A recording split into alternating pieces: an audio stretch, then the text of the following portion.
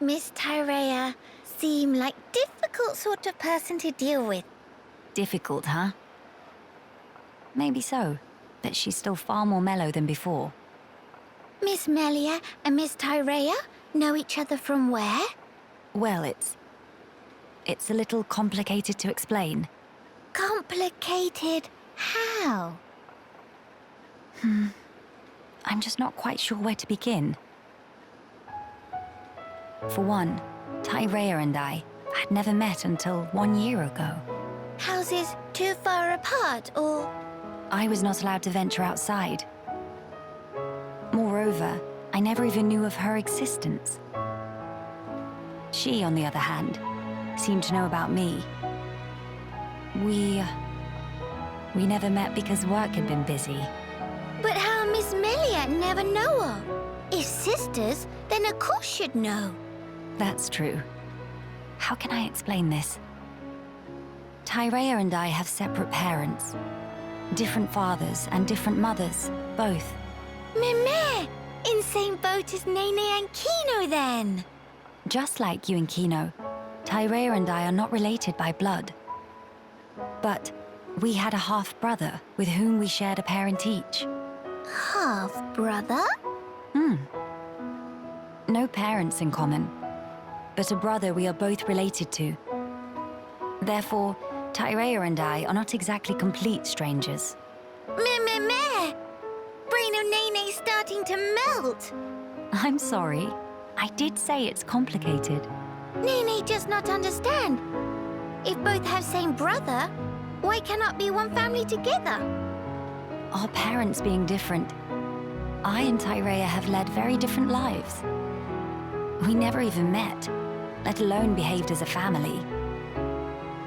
Neither knows how to relate to the other, and so we struggle on. It sounds like Miss Melia and Miss Tyrea both feeling more like Kino. How do you mean? Kino also not taught to anyone at first. Very hidey shy. I don't think I'd call myself or Tyrea shy, exactly. If want to become good friends, but not know how to put in action, then it's exactly same. But as can see for self, now Nene and Kino super best of friends. Do tell, how did you two achieve that? Would you teach me the way, please? Answer is clear as day. Nene prescribed lots of play. Play? Also, sharing of yummy snacks and sleep together in same bed. If do that, become family in wink of eye. I'm not sure I can do that with Tyrea. Seems like a lot. Meh! Nene patience is exhaust. Miss Melia want to be sisters with Miss Tyrea or not? Yes. I would really like that, I think. So, now is best and only chance. No time for hemmings and hawings. Best and only. Perhaps you're right. Okay, then now Miss Melia go and say, "Hey, Sister Bon, come play." Right now? I need some time to compose myself. If Miss Melia must, but have to promise to ask soon. Yes, I will. One day very soon.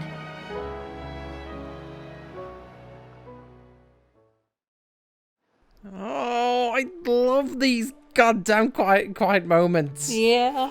God, this is a sign of good writing. If you can get to know how Melia feels, how Kino feels, and Nene, and somehow tie it into a narrative as well as make connections stronger. My God, you do so much in dare I say, so little. Dare I say, a quiet moment. This just gets better and better. Hey everyone, welcome back to Xenoblade Chronicles Future Connected. In the last episode, we found Teelan and got to his lab, and it turns out he's not the only one who we know from Bionis. Tyrea is here too, and it seems like her and Melia have kind of mellowed. albeit it's still a bit awkward. Yeah. It's like, hey, person who tried to kill me, how's it going? You know, it's not the best foot to start off on, but At least she's not passive-aggressive anymore. no, you half-homs. I hate you, and so does the high-end tier. Vile girl. At least it's not to that extent. Yeah. But one foot we are also we are starting off on today is that we are going to go to Gran Dell, aka a place in which we've heard so much about for the past bit, let's say. But now one thing that I want to do really quick is I want to go over this ridge and just get this one exclamation mark that's continuing to be a void in my life. Mm-hmm. And for me, I think I want to start off with playing as Nene, because of course we know Shulk and we know Melia and their, I guess, playstyles. But now for me, I want to give Nene a spin as her Nopon brethren do. And I'm just going to avoid the Aluk. Okay, buddy, I was gonna go for that, but I guess not.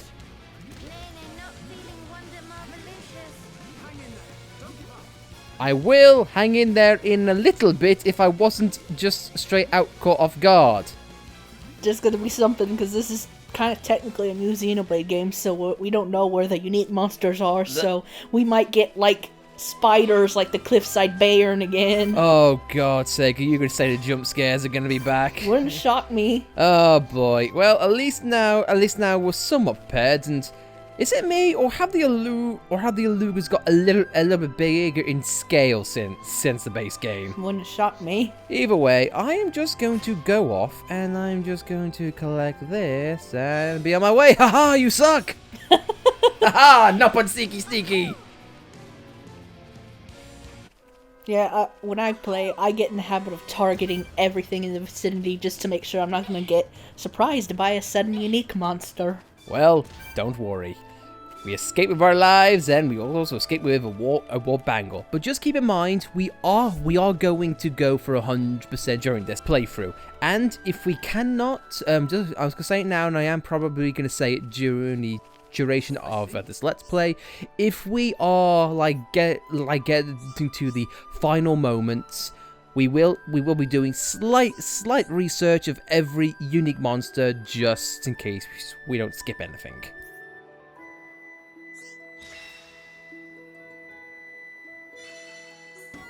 Now we get a sapling hair tie, because why not? And Etherops for Kino, I will take that. And that guy, I guess, just went off and just was at peace with the Bionis.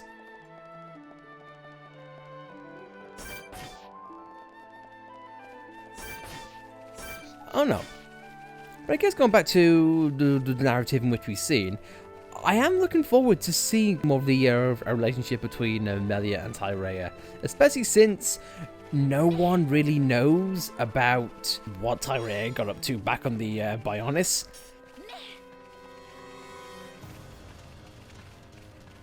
Now keep in mind, I'm hoping it's not going to be the main narrative focus of this expansion. Because, let us be honest, there's going to be a point in time in a narrative in which possibly Teelan and Kino and Nene find out about what Tyrea really was. You know, and then I'm really hoping that it's not going to be like the main plot twist. Mm-hmm. But that's just me. How are you, though? I'm sorry if I'm just going off on a tangent or just stopping abruptly. I just can't get over the visuals, man. So good. Yeah, it kind of, with like the big sky, like rocks over to the left, and like the grass and whatnot. It kind of gives me a mixture of like Primordia and Gua Plains. True. You can get wolves. Buddy, I'm trying to avoid and trying to enjoy the view. Let me at it. No, I guess we have here another quiet moment, but can we interact with it? We can, and you know what? Thank God. I said this before the recording, how I was feeling kind of bad up to this point in the playthrough. Kino was getting no quiet moments, and now he is. So Melly, I'm gonna put you off, and let's have one between Kino and Shulk to land in the sky. We call that Elysium. Was Shulk walking off the edge? No, that was the Nopon soldiers. Oh my So God. high up. It really is, isn't it?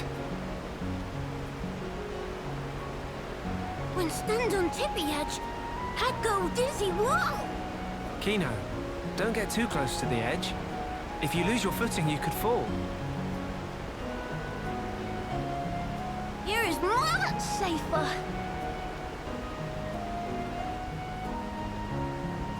Strange view when come to think about. Clouds look like floaty fluff below feet. You're right. I don't think I've ever been this high up before either. No. One moment. If clouds are in direction down, this continent floating even higher up than clouds. Exactly. It's floating much higher up than Frontier Village in Magna Forest. Or even Erith Sea. Strange, so strange. But why this island is floating higher than even clouds? I remember something from an old book. As I recall, the Bionis Shoulder was once inhabited by the Giants, a highly advanced race. There used to be many islands floating above Erith Sea, you know. Kinono, teeny tiny islands floating in sky. Very fantastic view. The Giants. They could process and utilize hoverstone, a mineral with floating properties. Amazing! In Erith Sea, they gather so much hoverstone, it lifts up whole continent. Actually, you might have it backwards. Maybe they took hoverstone from here and transported it back to Erith Sea. Whoa! Elementary! Kino 220% agree. Of course, it's best to take all this with a grain of salt. Huh? Until now, no Homs, or even High Entia, have set foot on this continent. That's why the book's author might only be speculating about some aspects. No, it makes sense. Can be no mistaken theory of Shulk. Shulk really do know everything, just like Dad upon say. Oh no, I'm positive there are things I don't know. Dad upon say, friend Shulk is brainy smart, know everything. And also brave and cool, and could do anything if you put mind to it. Did he really? I'm actually a little embarrassed now. Nothing to be embarrassed about. It's only good thing. He also say Shulk is #1 sidekick of Dadapon. Next in line of awesome. I see. Good old Ricky.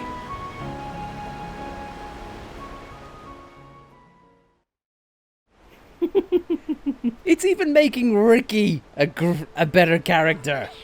And he's not even in this game. And also, Shulk, you have been higher up than this. You've been to the top of the world tree before. You've been to space.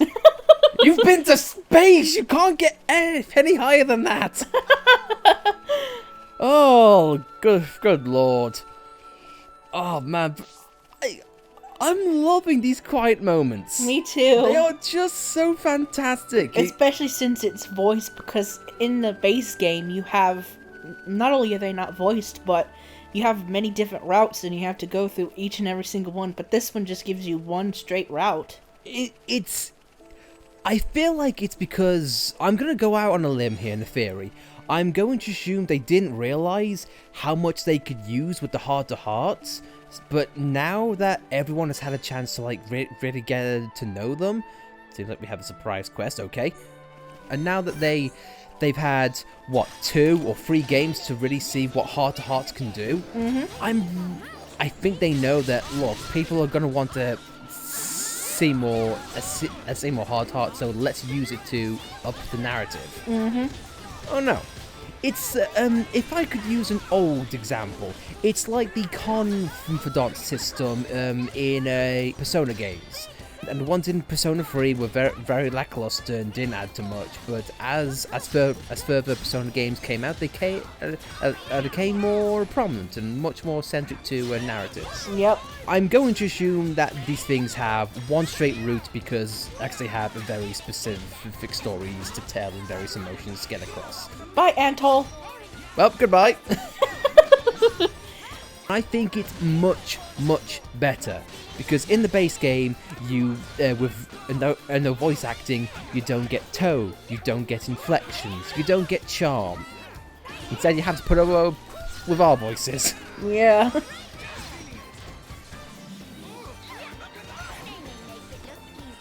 Cool. Let's keep this up. Kino plus psychics are non-defeatable. Anyway, though, here we have another person, I suppose. Well, I'm saved. Were you the ones that defeated the Antols? Please accept my gratitude. It's not like we were here for the last two minutes. My name is Lafrail. I'm an armor herder from Gran Dell, a town to the southeast of here. The armors have recently started running out of fodder just within the town walls, you see. So I was walking around trying to find some more grassland, and suddenly, angry Antols! People tell me I get far too focused when it comes to the welfare of my herd. I should probably pay more attention. Alright, Gran Dell, like I said, to the southeast of here. Head that way and you'll see a big gate before long. There's a lot of nice juicy grass here, so I'll pick enough to get my armors fed and then I'll mosey back into town. Thank you for helping me out of a sticky situation. Things would have been really grim if you hadn't showed up. So you're feeding Armus. Oh boy, I'm getting Xenoblade 2 vibes. But if you're the old, but if somehow, lady, if you're responsible for one of the best grinding spots, then hey, bring on the Armus, bring on the slaughter. Yeah, I definitely like the quiet moments because they're like big, massive flavor text moments, pretty much. And they add to character, and it's a personal thing for me, but every single quiet moment that's occurred, I've been smiling from ear to ear because they've been so good. We are going to get into a couple of fights every now and again just to up our levels, but when that happens, we'll probably clear things out. Because I will admit straight away, I'm kind of half and half about showing off enemies on screen, because most of them we've kind of seen already. And in some ways I can understand because, you know, it's an entirely new story and, you know, new location, so it's probably cost saving to just reuse enemies. But at the same time, though, if we don't fight, we're gonna get severely underleveled. And we're gonna get bodied hard and meet brick walls. And I'm hoping that, you know, we've seen Alugas, Wolfos, Chromars, etc. They brought back dragons. Gods, they brought back dragons. Maybe we could fight enemies between episodes to just grind a little bit. Maybe. And if anything happens, we'll probably probably show on screen. Or what if we stream? I wouldn't mind that at all. Hey, if you guys would want to see us stream this as kind of like a grinding session, then please, and please let us know in the comments because we'd love to hear it.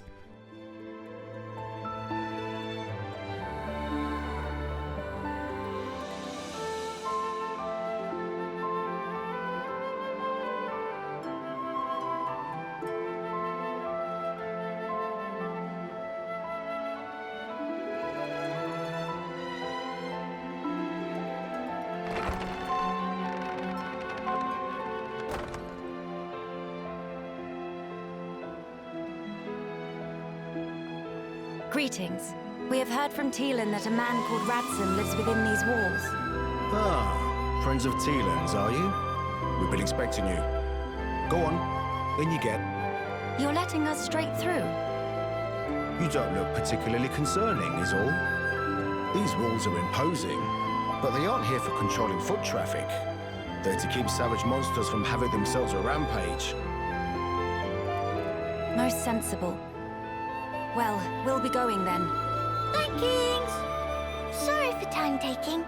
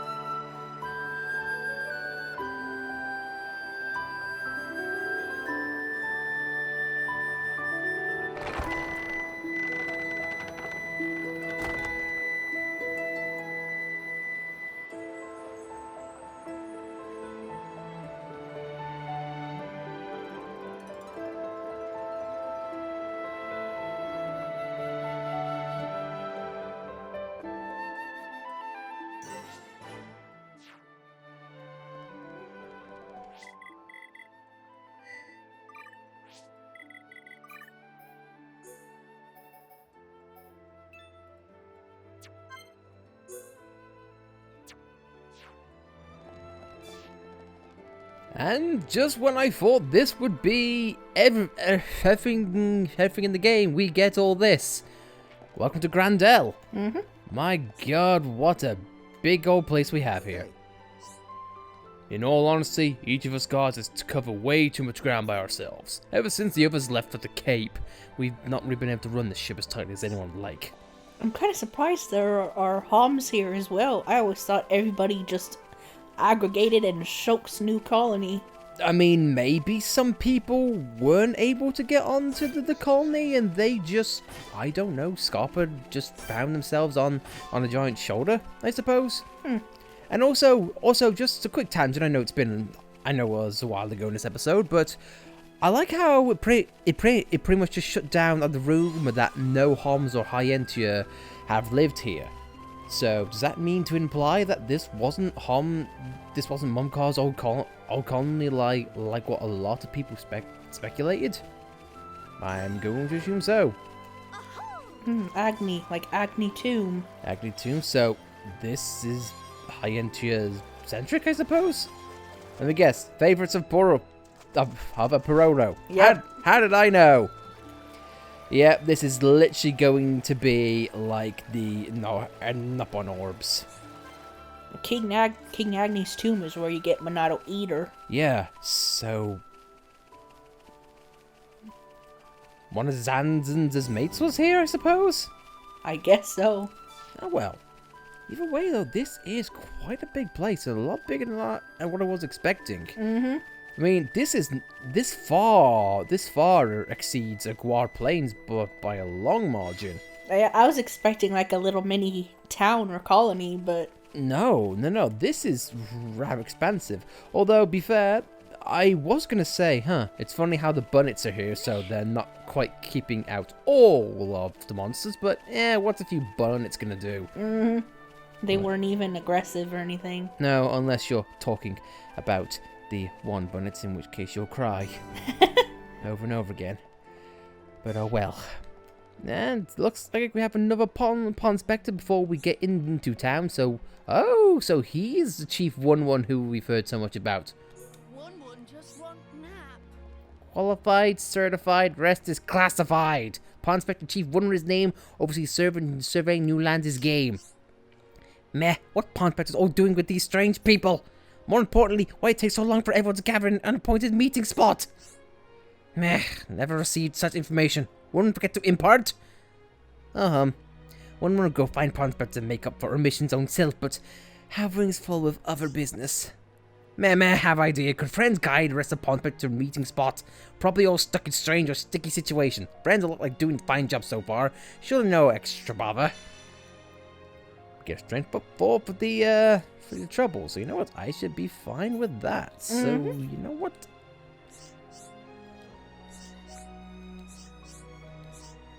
So I'm gonna guess that's the overarching side quest. So that's all fine with me. But now, let's head into Gran Dell and see the full front of this town. Oh, it's a town after all. Just with, it's like Colony 9 with Guar Plains attached.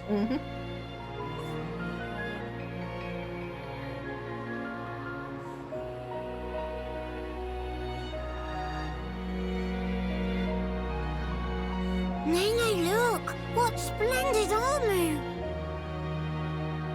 Oh, it's true! Scales so shiny and sparkly! It looks the same as any Armu, if you ask me. Different subtle. Sure is. Really? Pardon me? Have you come from Companion's Cape, by any chance? We've just come from the laboratory. But we were at the Cape just before that. And was everyone there all right? Yes, it seemed to me. Thank goodness. That's a relief to hear. Is something wrong? You may be aware, but originally, we all lived here together, as a group. But then, some left because there are Machina here. Exactly. At first, we managed to tolerate each other in relative harmony. Obviously, we had our share of friction. What happened? Well, the final straw was something trivial. The companions tried all sorts of ploys to retake the capital, but none of the plans succeeded. Many soldiers were lost this way. One Machina had had enough and told them to just give up. And that's when it happened. Yeah. They shouted, if you rust rats hadn't betrayed us, we wouldn't have lost our brethren and our homes in the first place. Things got heated, and then they left and didn't look back. They shouldn't have forgotten that we all lost friends, family, and homes.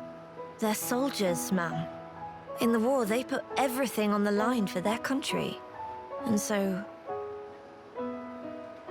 when their country was taken from them, the extent of their anger and resentment was fully understandable. Yes. Still, we who stayed behind don't bear them any grudges. They protected us all, for a long time, regardless of race. And bear in mind, in the end, they didn't cast the Machina out. They left the safety of our walls of their own volition. That's why we pledged that if they chose to return, we'd welcome them back and meet them with a smile. I will do whatever is in my power to make it so. Day, white eyes sweating. Inflammation of tear ducts. By the way, we have heard that someone by the name of Radson lives here. Radsom? Yes, he lives over there.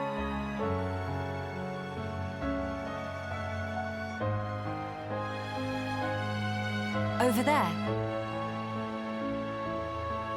Thank you. Very kind. It was Radsom, actually. He was the one who told the companions to give up their quest. Right. I see.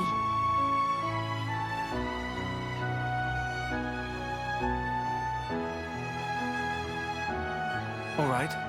Let's go and see him straight away. Yes, let's.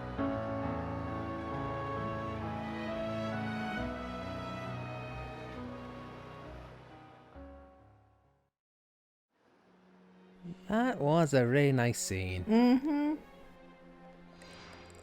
Honestly, I think on top of the discussions that we had about what the quiet moments add, so too did that little cutscene. Now, normal RPGs would just normally say, "Hey, these guys fell out because so and so just didn't like each other," and they pretty much just leave it at that. This is kind of the same premise, but at least it dives into, you know, they're soldiers, it's their way of life, and, you know, and when things get heated because of personal losses, I get that. It just adds a little bit more depth to what that would normally be just a typical trope.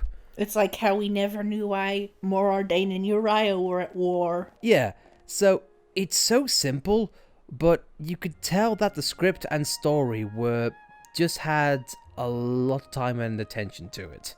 So, you know what? I can really appreciate that. But I think on that note, guys, we are going to end things off there. Short, simple, but you know what? It just gave us... It allowed us to have time to really get to the point on why this has made such a good first impression for us already. But on that note, we're going to call things there. So, as always, if you like the episode, then be sure to like it. If you don't like it, well then, oh